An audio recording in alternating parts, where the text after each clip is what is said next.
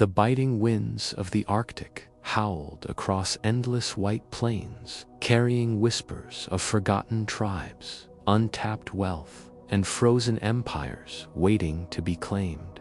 In the heart of Moscow, a vision burned brighter than the coldest Siberian night, a dream to turn a fragmented Zadam into a vast dominion stretching from Europe to the very edge of the world. The conquest of Siberia was not just an act of expansion, it was a test of endurance, faith, and ambition. It was a gamble with nature itself, where every step east meant venturing deeper into lands untouched by maps, ruled by ancient spirits and fierce warriors. What began as a quest for furs would become one of the most extraordinary chapters in human history. This is the untold story of Russia's relentless march into the frozen unknown. Chapter 1: The Land Beyond the Urals. In the late 16th century, Russia was a young and turbulent state, still reeling from civil strife, religious divisions, and brutal wars in Europe. Yet beyond the imposing Ural Mountains lay a land few dared to enter: Siberia, an immense wilderness of frozen rivers, dark forests, and tundra stretching endlessly to the Pacific Ocean. To the people of Moscow, this was a place of legends and whispers, where tribes lived untouched by Christian faith and where wealth was buried beneath layers of snow and time. For centuries, travelers spoke of soft gold, furs so fine and rare that kings and emperors coveted them. But Siberia was more than just riches, it was opportunity. The Russian Tsars saw beyond the horizon a chance to control trade routes, secure natural resources, and dominate lands that rival empires had yet to touch. Yet these dreams came with danger. Beyond the Urals lay not only frozen emptiness, but also powerful tribes and the Khanate of Sibir, a Tatar stronghold descended from the Mongol Empire. To conquer these lands, Russia needed men willing to risk everything, warriors who could tame wild rivers, survive endless winters, and fight fierce enemies on unfamiliar ground.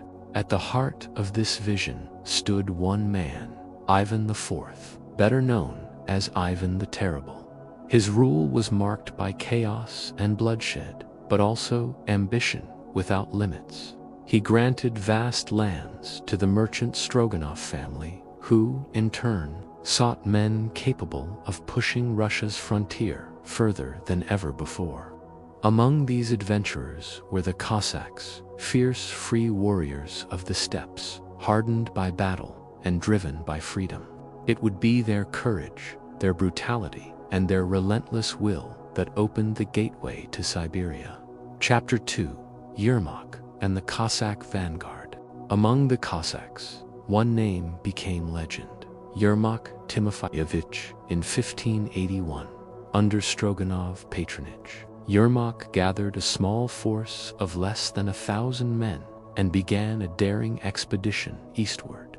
Armed with early muskets, sabers, and boundless determination, they crossed the Urals into uncharted lands where danger lurked in every shadow. For the Cossacks, this was not just conquest, it was survival. Every river crossing could bring ambush, every storm could freeze them alive, and every encounter with local tribes risked igniting violent conflict. The greatest obstacle stood ahead: the Khanate of Sibir, ruled by Khan Kuchum, a descendant of the Golden Horde. Kuchum's warriors knew the land better than any invader, striking swiftly from forests and disappearing into endless plains. Yet Yermak's forces brought something Siberia had rarely seen before: firearms and disciplined formations. In 1582, after a brutal campaign culminating in the Battle of Koshlik, Yermak dealt a crushing blow to Kuchum's power, seizing the Khan's capital and opening the floodgates of Russian expansion. But victory came at a price. Yermak's expedition was under constant threat from counterattacks, disease, and starvation. Supplies were scarce, and alliances with local tribes were fragile at best. In 1584, Yermak himself fell in battle during a surprise Tatar ambush, his death symbolizing both the dangers of conquest and the unyielding resolve of those who followed. Yet his campaign inspired generations of Cossacks and Russian settlers to push ever deeper into Siberia, where wealth and glory awaited, but so did death and despair. Chapter 3: Furs, Faith, and Power. As Yermak's story spread, the Russian state tightened its grip on Siberia, sending waves of settlers, traders, and missionaries into the unknown. Furs became the lifeblood of the empire, with sable pelts fetching astronomical prices across Europe and Asia. This obsession with soft gold drove expeditions ever northward, deeper into Arctic lands where survival meant enduring the harshest climates on Earth. The lure of wealth turned Siberia from a mythical frontier into a vital economic engine, linking Moscow's markets to global trade. But conquest was not just about wealth, it was also about faith. The Russian Orthodox Church dispatched priests and missionaries to Christianize the native peoples, replacing ancient spiritual traditions with the cross. Some tribes accepted baptism in exchange for protection and trade privileges, while others resisted fiercely, defending their beliefs and way of life. This clash of worlds reshaped Siberia's cultural landscape, creating a tapestry of traditions where ancient shamanic rites met orthodox icons under the northern lights. Power flowed from Moscow into the wilderness through a system called yasik, a fur tribute imposed on conquered tribes. Those who submitted paid in pelts, while those who resisted faced violent reprisals. Across Siberia, wooden forts called ostrogs sprang up, serving as trading hubs, military outposts, and symbols of Russian dominance. With each fortress, the empire's influence spread like veins across the Arctic tundra, but so too did resentment and rebellion. Siberia was vast, and though Moscow claimed it, the land would never be easily tamed. Chapter 4: The Indigenous Resistance. The native peoples of Siberia, the Yakuts, Evanskanti, Mansi, Chukchi, and many more, had thrived for centuries in some of the harshest environments on Earth. They knew the rivers, the hunting grounds, and the secrets of survival, where frost could kill a man in minutes. But Russian expansion threatened their way of life. Forced to pay yasik, submit to foreign rule, and abandon ancestral lands, many tribes rose in defiance, sparking decades of bloody uprisings. Among the fiercest opponents were the Chukchi, whose warriors launched devastating raids against Russian settlements in the Arctic. They fought not just for territory, but for survival, using knowledge of the frozen terrain to outmaneuver imperial forces. Despite repeated campaigns, Moscow struggled to subdue these nomadic fighters, whose resistance became legendary across Siberia. The wars against the Chukchi lasted well into the 18th century, a reminder that conquest was never absolute. Even among tribes who submitted, tensions simmered beneath the surface. Diseases brought by settlers decimated populations, ancient traditions were eroded by missionaries, and exploitation by fur traders deepened resentment. Siberia became a battleground not just of armies but of cultures, where survival meant adaptation or extinction. For Russia, the Arctic frontier was won not in a single campaign but in countless small struggles etched into the frozen soil. Chapter 7: Faith and Shamanism in Conflict. For Moscow, Siberia's conquest was as spiritual as it was territorial.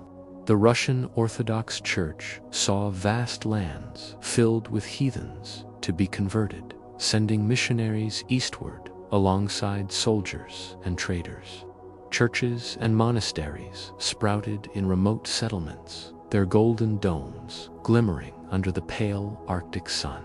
Priests baptized entire villages, promising salvation while urging loyalty to the Tsar. To Russia, faith became both a weapon and a shield in its expansion. Yet Siberia was no blank slate. Its indigenous peoples held ancient beliefs rooted in shamanism, where spirits of animals, rivers, and skies governed life and death. Shamans acted as guides between worlds, healers, and protectors of tradition. For many tribes, Christianity was alien, and conversion was seen as surrender. Where words failed, force followed. Resistance brought punishment, and villages refusing baptism often faced destruction. This cultural collision echoed across Siberia's frozen expanse. Over time, however, faith intertwined rather than replaced. Some tribes blended Orthodox rituals with their spiritual practices, creating unique traditions that survive even today. Icons shared space with ancestral totems, and prayers mingled with chants beneath the northern lights. Siberia became a land of dual identities, a crossroads where the Russian Empire's quest for spiritual dominance clashed with the unbroken strength of indigenous beliefs. Chapter 8: The Russo-Chukchi Wars. Among all of Siberia's native peoples, none resisted Russian conquest more fiercely than the Chukchi. Nomadic warriors of the northeastern tundra, the Chukchi fought with unmatched ferocity, defending their lands against repeated Russian incursions. From the 17th through the 18th century, the Russo-Chukchi Wars raged across the frozen expanse, leaving forts burned, expeditions destroyed, and countless lives lost. The empire's power faltered in the face of unyielding resistance. The Chukchi knew their homeland better than any invader. They struck with precision, ambushing Russian troops before vanishing into blizzards that swallowed entire armies. Unlike many tribes who submitted to Yasek, the Chukchi refused tribute, forcing Moscow into decades of costly campaigns. At times, peace treaties were signed, only to be shattered by renewed fighting as distrust poisoned negotiations on both sides. It wasn't until the mid-18th century, under Empress Catherine the Great, that Russia finally secured a fragile peace with the Chukchi. Even then, the agreement was less a victory than a truce, granting the Chukchi autonomy while allowing Russia to claim nominal authority. This uneasy balance reflected a larger truth. The Arctic was vast, unforgiving, and impossible to conquer entirely, no matter the might of the empire. Chapter 9: Peter the Great's Arctic Ambitions. When Peter the Great ascended the throne in the late 17th century, he envisioned Russia not merely as a land empire, but as a global power. Siberia and the Arctic became central to this vision.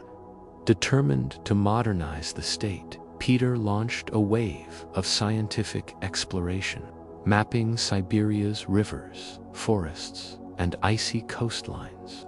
He understood that mastery of the Arctic would mean mastery of global trade and influence. Under Peter's reforms, expeditions became more organized and ambitious. He founded the Russian Academy of Sciences and ordered surveys of Siberia's vast wilderness, combining military might with scientific curiosity. Forts were reinforced, trade routes secured, and Arctic ports established, laying the foundations for future exploration. Siberia transformed from a distant frontier into the beating heart of Russia's imperial aspirations.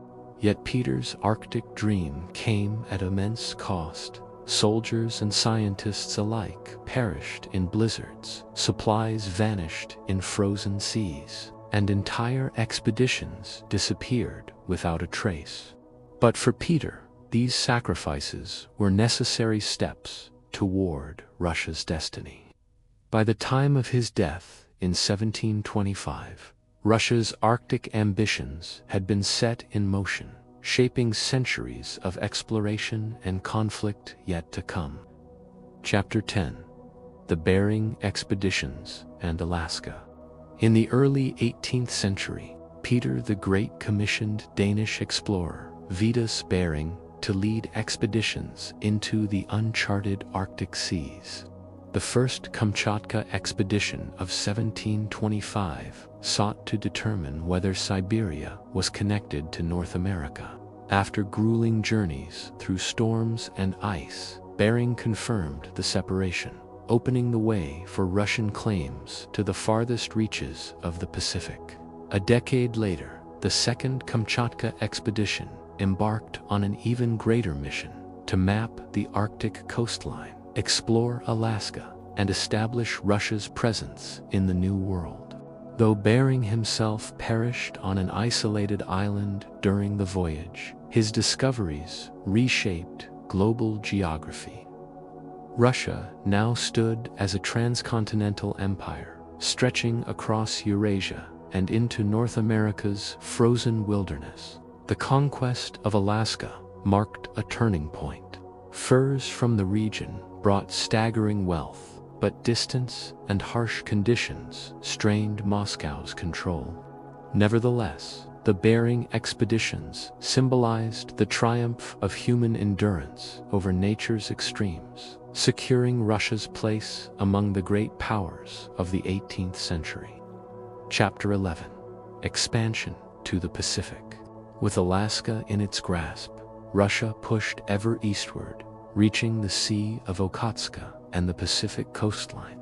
Settlements like Okhotsk became vital ports, linking Siberia to global trade, while explorers navigated uncharted waters to establish new routes.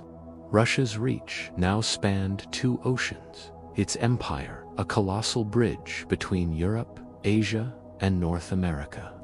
The Pacific frontier brought new challenges. Russia clashed with Qing China over borders, forcing negotiations that led to the Treaty of Nerchinsky in 1689, the first formal agreement between the two empires. These diplomatic maneuvers reflected a growing realization. To control Siberia meant balancing power not just on land but also across seas. For settlers, the Pacific offered both promise and peril. Remote outposts relied on supply chains stretching thousands of miles, and isolation bred desperation. Yet, despite these hardships, Russian explorers continued to push boundaries, mapping coastlines and establishing trade networks that connected the empire to distant markets in Japan, China, and beyond. Chapter 12. Siberia as Russia's exile land. As Moscow tightened its control, Siberia became synonymous with exile. Dissidents, criminals, and political prisoners were sent eastward in chains, populating remote settlements and forced labor camps. For many, Siberia was a sentence worse than death, a place where freezing winds and endless forests swallowed hope itself. Under Catherine the Great and later czars, exile became a tool of governance, removing threats from Russia's heart while expanding its frontier. Prisoners built roads, mined resources, and reinforced fortresses, their suffering fueling the empire's ambitions. Entire generations were uprooted, their fates bound to Siberia's unforgiving wilderness. Yet exile also transformed Siberia's identity. Alongside convicts came scientists, writers, and rebels whose ideas shaped Russia's future. What began as punishment became a crucible of resilience, forging communities bound by survival against the odds. Siberia's frozen soil bore witness to both tragedy and defiance. Chapter 13: Mapping the Frozen Seas. By the 19th century, Siberia's vastness remained only partially understood. Russia launched a series of Arctic expeditions to chart coastlines, rivers, and islands hidden beneath ice and fog. The dream of a northern sea route connecting Europe to Asia through Arctic waters drove explorers into perilous voyages where one wrong turn meant death. Icebreakers had yet to exist, and wooden ships were no match for the frozen ocean. Entire crews vanished into the white void, their fates unknown. Yet each discovery, a new island, a mapped current, a charted river delta, expanded Russia's grasp of its northern empire. These expeditions weren't just scientific triumphs, they were acts of endurance. The Arctic tested every limit of human survival, revealing the fragility of life beneath its endless cold. But for Russia, mastery of these waters promised unmatched power, driving exploration even when the price was paid in blood and frost. Chapter 14: Life and Death in the Arctic Frontier for Settlers. Siberia was both promise and prison. Entire families migrated eastward, drawn by opportunity or forced by circumstance, carving out lives in isolation. Winters lasted 9 months. Temperatures plunged below 50 degrees Celsius, and food often ran scarce. Survival demanded ingenuity, fur clothing, sled dogs, and knowledge passed down from native peoples became lifelines in the frozen expanse. Communities grew around trading posts and fortresses, blending Russian settlers with indigenous tribes. Markets bustled with sable pelts, dried fish, carved ivory, and Arctic herbs. Yet beneath this fragile coexistence lay tension over land, resources, and identity. Epidemics devastated native populations, while settlers struggled to tame a land that seemed determined to reject them. For many, Siberia forged resilience unlike anywhere else.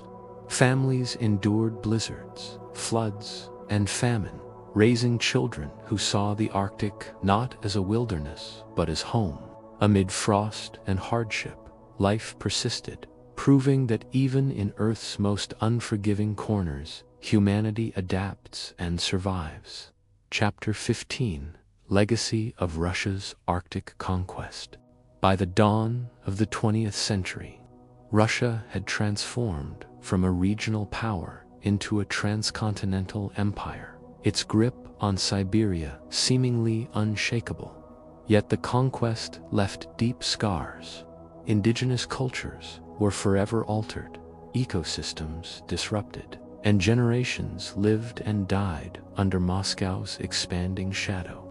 The Arctic had been claimed, but never truly tamed. Even today, Siberia remains a land of contradictions, both a treasure trove of natural resources and a symbol of endurance against impossible odds. Vast oil reserves, gas fields, and rare minerals make the region a prize of global significance. While the northern sea route now draws renewed attention amid melting ice and shifting geopolitics, the story of Russia's conquest of Siberia is not just history, it is an ongoing saga. From Yermak's daring raid to modern Arctic ambitions, the frozen expanse continues to shape Russia's destiny and, in many ways, the fate of the world. Beneath its silent snows lies a reminder of humanity's relentless will to expand, endure, and explore, no matter the cost. 4 centuries later, Siberia remains as vast, mysterious, and untamed as it was when Yermak first crossed the Urals. Yet, through blood, frost, and ambition, Russia carved an empire, unlike any the world had seen, a dominion stretching from Europe's heart to the frozen edges of the Arctic Ocean. Today, the scars of conquest still linger in indigenous traditions, Arctic landscapes, and the geopolitical tensions surrounding Siberia's resources. But the story of Russia's conquest is more than just one of power. It is a testament to humanity's relentless drive to push beyond limits, even when faced with nature's most unforgiving extremes.